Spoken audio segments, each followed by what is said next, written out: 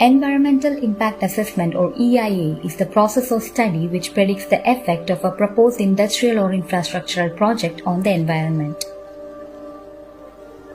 It falls under the Environment Protection Act of 1986.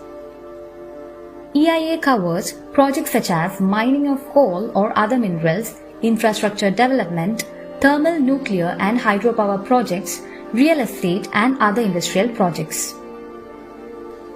It prevents the proposed activity or project from being approved without proper oversight or taking adverse consequences into account. The new draft was introduced in 2020 but has been widely criticized for its problematic changes in rules.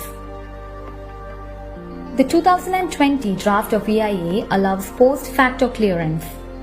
It means any project that comes up without environment safeguards or clearances could carry out their operation.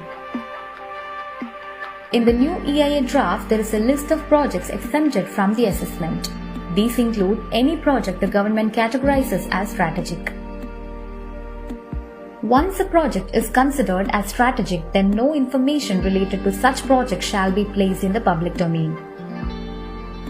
All inland waterways and national highway projects have also been excluded from the public consultation.